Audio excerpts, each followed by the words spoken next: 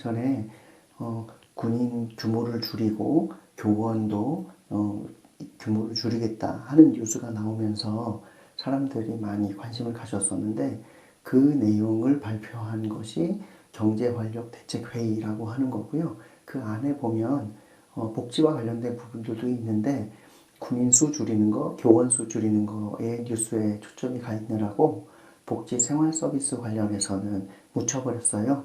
근데 이 여기 담겨 있는 내용들이 복지계에서도 많이 영향을 받을 만한 부분들이 있어서 그 내용을 좀 설명드리려고 하는 겁니다. 그럼 바로 들어가 볼게요. 경제활력대책회의라고 하는 거고요. 인구 구조 변화의 영향과 대응 방향 제2편 절대인구 감소 충격 완화 이렇게 돼 있죠. 2019년 11월 6일 얼마 전에 발표한 내용입니다. 그래서 2편이라고 되어 있는 걸 보면 1편도 있는 거고요. 근데 보시면 관계부처 합동으로 같이 한 겁니다.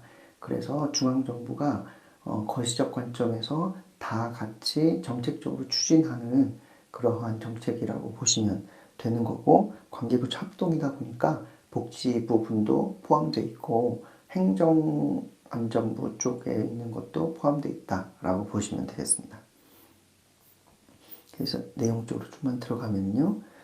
지금까지는 인구구조 변화가 미칠 영향을 점검하고 대응책을 마련하는 쪽으로 지금까지의 정책이 왔었다면, 앞으로는 인구구조 변화에 대해서 일정 정도 인정을 하고 그것에 대해서 적응하는 쪽으로 정책의 무게중심도 강화하겠다, 이런 내용으로 보시면 됩니다.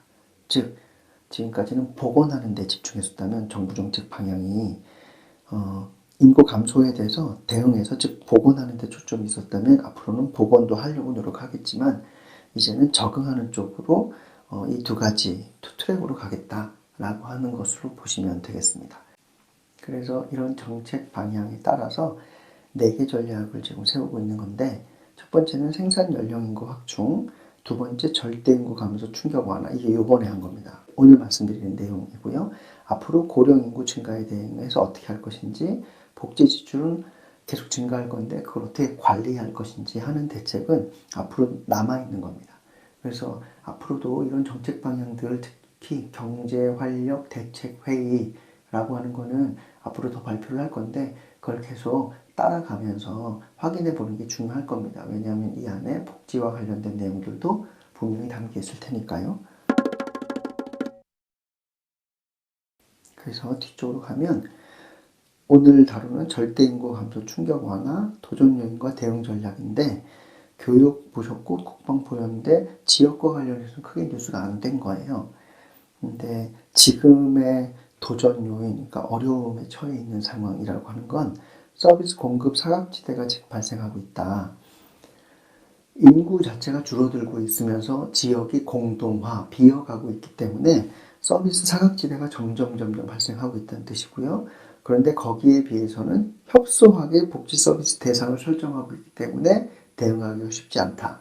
근데 이 상황에서 지방자치단체, 특히 수도권 서울 빼고 수도권, 서울, 그리고 지역에 거점이 되어지는 광역시 중심의 대도시들 있잖아요. 그런 데를 빼고는 나머지는 자치단체가 취약한 재정 상태를 갖고 있기 때문에 대응하기가 쉽지 않고, 거기에 비해서 지금 공모사업 같은 경우들은 중앙부처 중심으로 지금 공모사업을 진행하고 있어서 이러한 절대인구 감소되는 것에 대해서 대응하기 어려운 상황이다. 그래서 대응책을 바꾸는데 지역과 관련해서는 서비스 공급 체계를 효율화하고 지자체 간 협업을 강화하는 방식으로 가겠다라는 겁니다. 서비스 공급 체계를 효율화하겠다라고 하면은 효율, 그러면은 기본적으로는 투입 대비 효과를 좀 더 높이는 쪽으로 하겠다는 건데, 이렇게 보면 어느 정도 큰 변화가 있을 수 있다는 것을 보실 수 있으시겠죠? 예측 가능하시죠?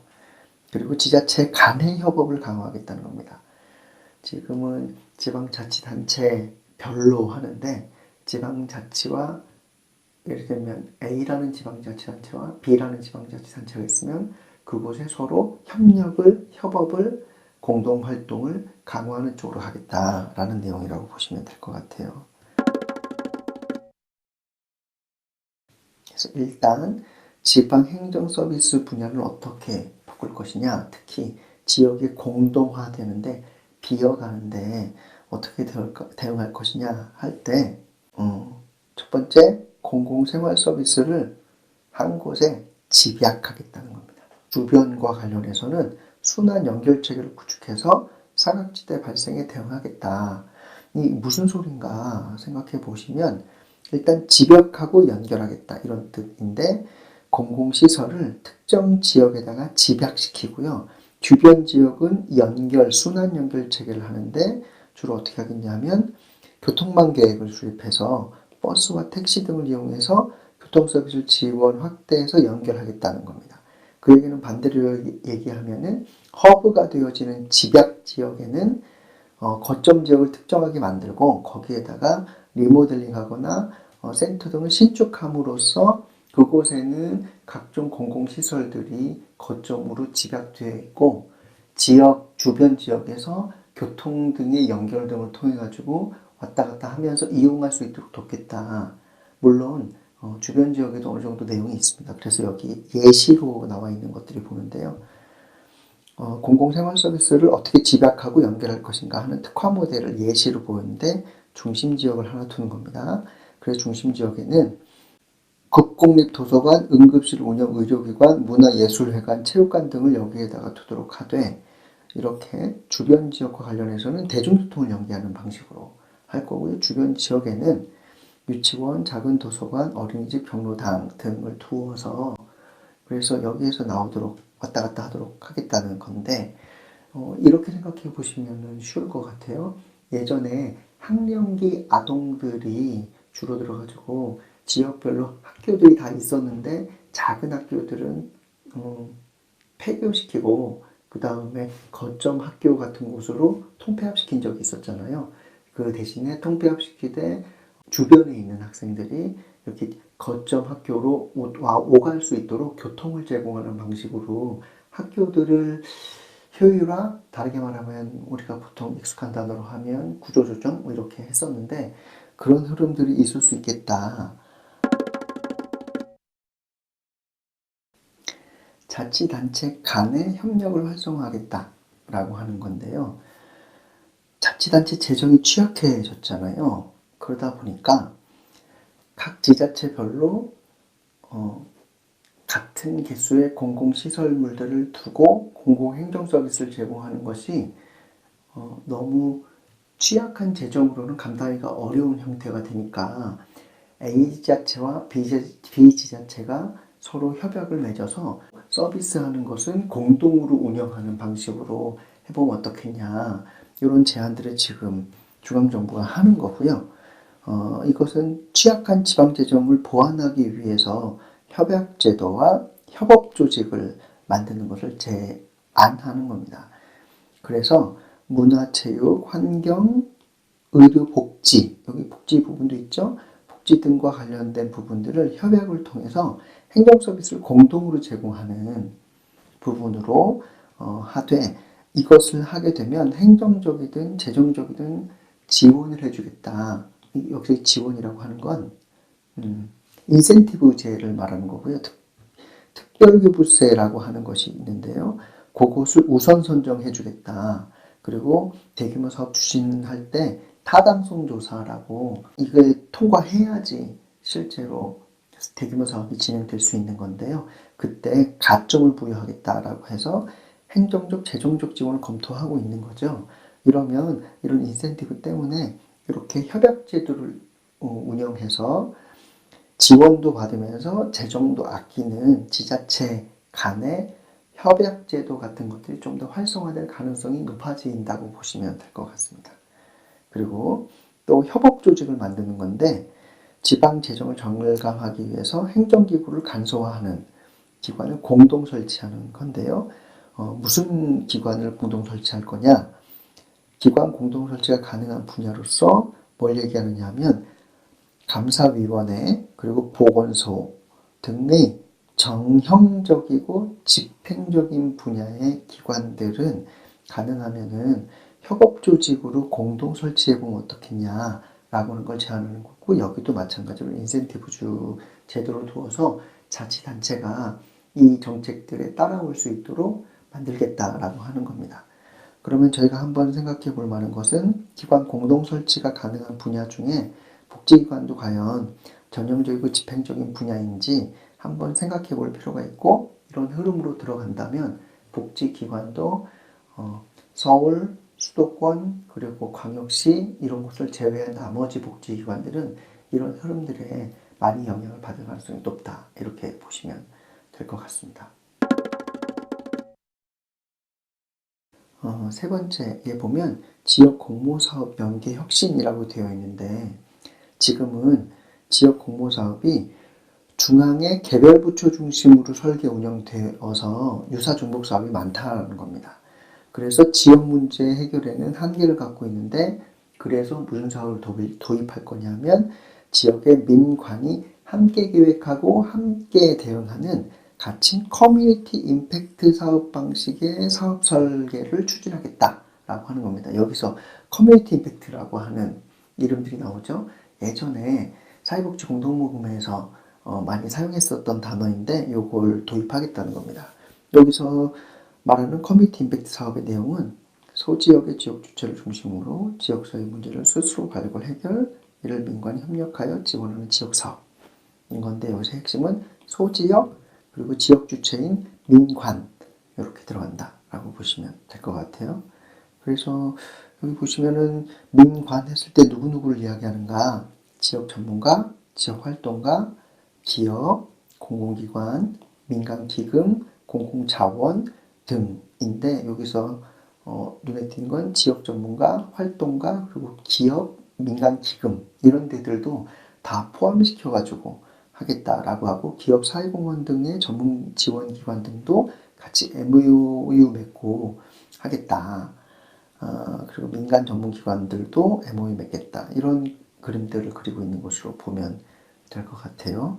그런데 여기에서 보시면 이렇게 모여서 지역의 문제에 대해서 어떤 사안을 주로 다룰 것인가 했을 때 여기서 얘기하는 건 세 가지 정도 있는데요. 첫 번째, 정주 여건을 개선하는 것.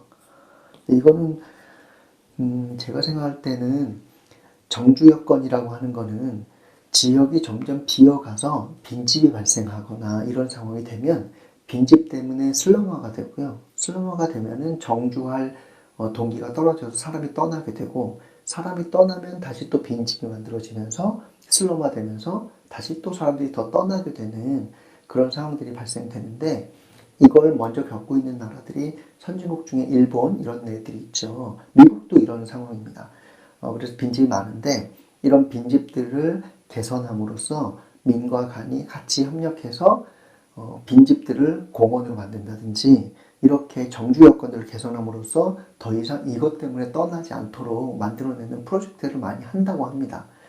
이런 것들이 아마 여기에 들어오는 거라서 복지기관 쪽에서도 어떻게 하면 주민분들이 더 떠나지 않고 여기서 더불어 살 수 있을 것인가 하는 것들을 추진하는 여건 중에 하나가 정주 여건 개선이고, 그런데 그런 여건을 개선했다 하더라도 그곳이 살만한 곳이어야 되잖아요. 그래서 공동체 활성화 이런 내용들을 갖고 있는 것 같습니다.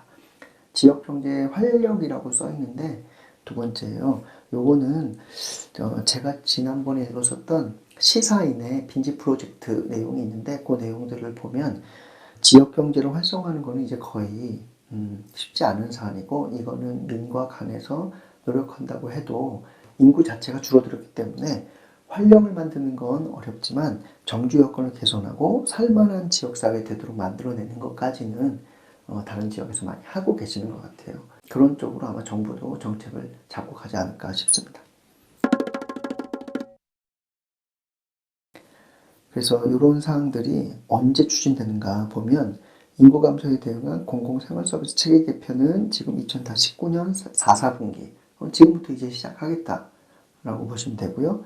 인구 감소 지역 자치단체 간 협력하는 거는 내년부터 시작하겠고, 인구 감소 지역 맞춤형 공모 사업, 아까 말씀드렸던 가칭 커뮤니티 임팩트 사업은 지금 4분기부터 준비해서 시작하겠다라고 되어 있는 거죠. 그러니까 이렇게 보면 중앙정부 같은 경우에는 지금 인구 감소 문제에 대해서 심각하게 생각하고 있고 관련 부처 전부 다가 어떻게 대응할 것인가 하는 정책들의 큰 그림을 그리면서 빠르게 대응하고 있는 겁니다. 그렇다면 이런 흐름들이 이제 복지기관에도 영향을 미치게 될 건데 복지기관도 이런 흐름들을 보면서 앞으로의 방향성들을 모색하실 때 고려해 보시면 어떨까 싶어서 이렇게 소개해 드립니다. 특히 언론에서 거의 다루지 않았는데 근데 우리한테는 영향이 올 거라고 생각해서 이렇게 소개해 드립니다. 도움이 되셨길 바랍니다. 양호석의 복지생각이었습니다. 고맙습니다.